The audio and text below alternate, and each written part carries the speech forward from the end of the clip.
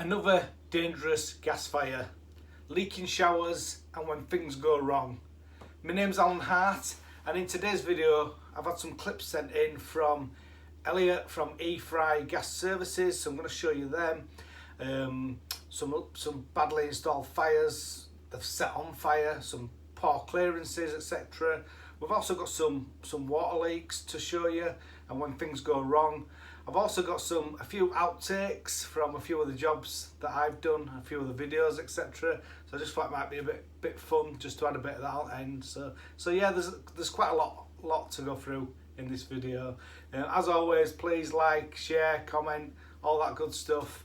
And if you want to help and support any of these videos, if you want to send any clips in, as always, I'll put my WhatsApp details below. You can send us some videos in of badly installed fires, boilers, flues, whatever you see really. Yeah, let's have a look. Good morning, another beautiful day in paradise. So another gas fire this morning. This one had the lovely brass bamboo fret and the brass trim, and it was sat inside this opening here. This here is a granite hearth. And this is like the perspex, the plastic resin back panel. If you ever come across those in a fireplace, first of all think it might be a DIY job. Generally a B&Q sell them. Proper fireplace firms always sell the solid hearths. So check the back panel. If you see it, expect bad things, which I did. On this one, took the fire out in small air relief hole here that says air relief hole, do not obstruct. Was full of chimney lining that had come down.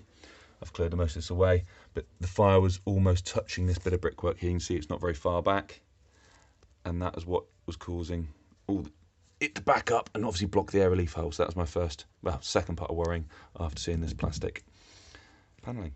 Second part of this is wood. Again, I noticed more wood inside the opening.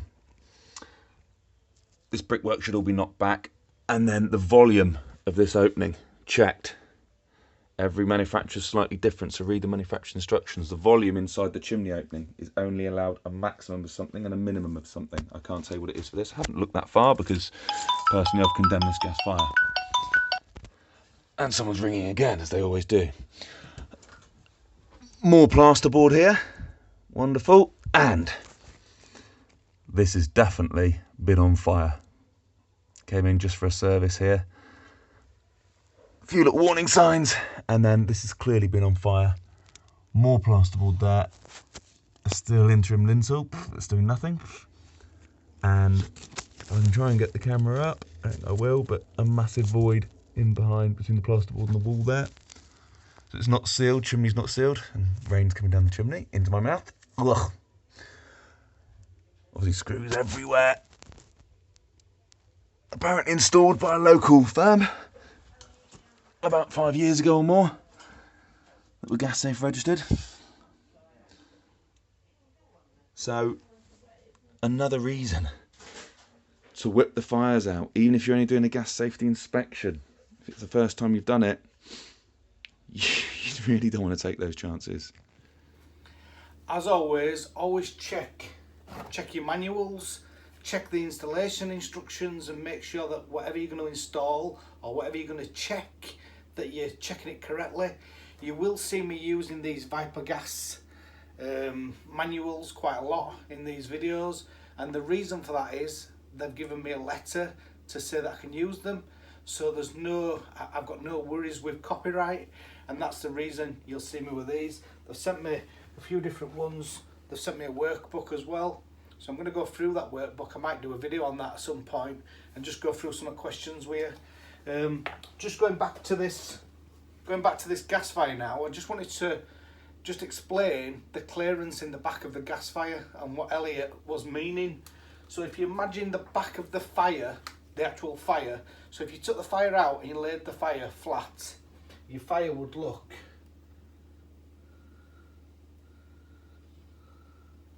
something like that, like a hat. Not the best drawing really. And then the back of that chimney, what's happened with the back of that chimney is it's too close to there. So any muck and rubble that falls down that back of that chimney, it's going to block that air intake. So if we have a look at that fire, again, if we look at the fire this way, and there was that air intake in the back of it, wherever it was, there. So then that would get blocked. So it's very important on a gas fire that you have the correct volume behind so that you don't block the air relief hole. And if we have a look on this one, this is a different gas fire now, but if we have a look in the back, we can see there's a bird's nest in the back of it. It's a little bit awkward to see on here, but you can see that all the twigs, and maybe that was on the roof, maybe that was at the chimney at the top, and it could have fallen down. So it just shows how important it is to have your gas fires serviced every year, and make sure that when you get your fire serviced, they actually pull the fire out, check behind it, and make sure that it's all safe. And also they do the fluid flow test as well. I'm just going to show you a water leak now.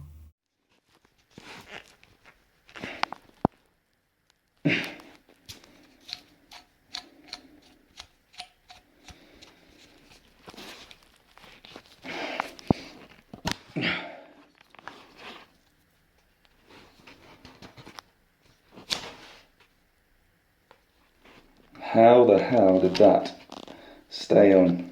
Only tank pressure, but how did that stay on all these years? And then only leak a month after I changed the shower. Out here, didn't even get into the wall. Surprising. This goes to show. That's in as well. Just tightening that up, that is in. Of course, I get the call because I was last go on site, even though I never went into the wall.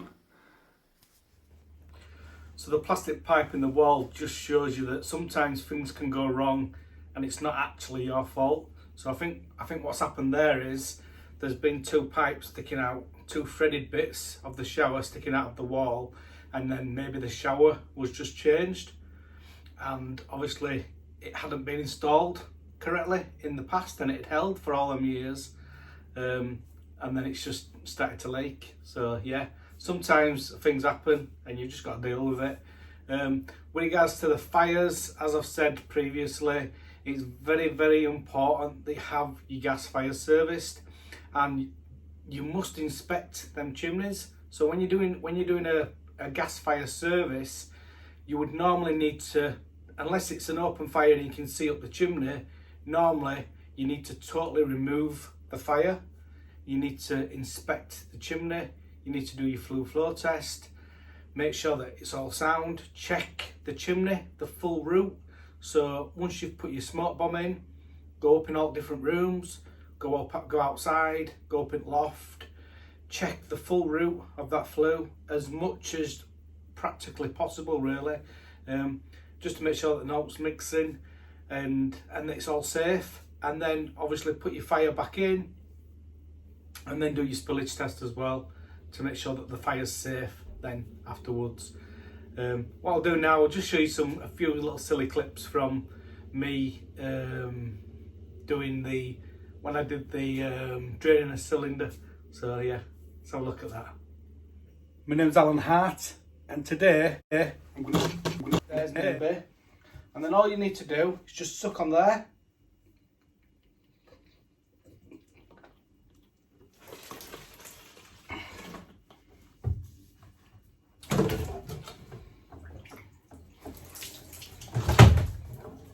I just thought they might make you smile a bit, really.